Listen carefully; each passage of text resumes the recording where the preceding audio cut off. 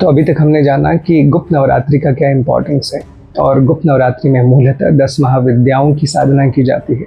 और अब हम ये जानेंगे कि 10 महाविद्याओं की उत्पत्ति कैसे हुई। तो उनकी उत्पत्ति एक यज्ञ से हुई जो कि दक्ष प्रजापति ने आयोजित किया था।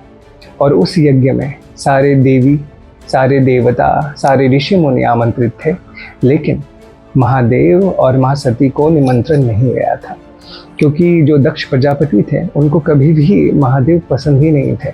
उनका शमशान में रहना, भस्म लगाना, भूत प्रेतों के साथ रहना उनको वो कभी स्वीकार था ही नहीं।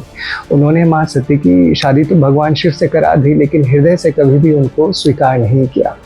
और उनको ये लगता था कि अगर भगवान शिव का जो आगमन होगा उनके यज्ञ में, वो उनके लिए अपमान का कारण बनेगा। और इस अपमान पे तो महादेव ने कुछ भी नहीं कहा, लेकिन माँ सती अपने पिता के यहाँ जाने के लिए हठ में थी, उनके यज्ञ में जाने के लिए। और वो महादेव से अनुरोध कर रही थी, लेकिन महादेव ने मना कर दिया था कि जहाँ से निमंत्रण नहीं आया हो वहाँ जाना ठीक नहीं है।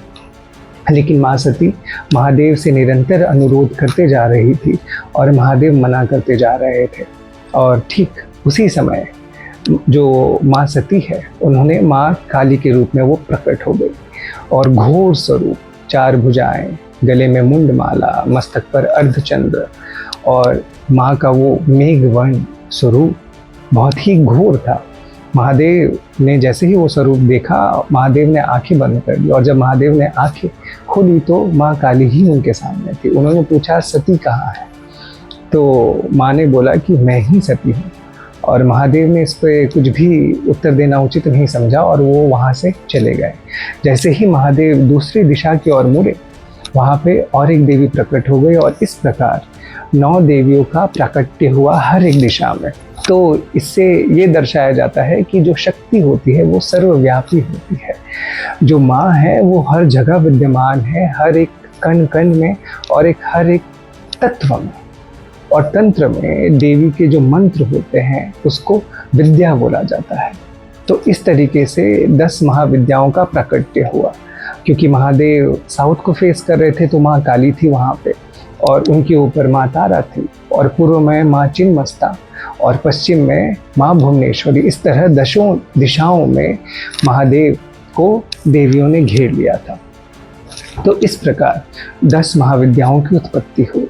जो 10 महाविद्याओं की साधना होती है, इससे साधक को भोग और मोक्ष दोनों की प्राप्ति होती है।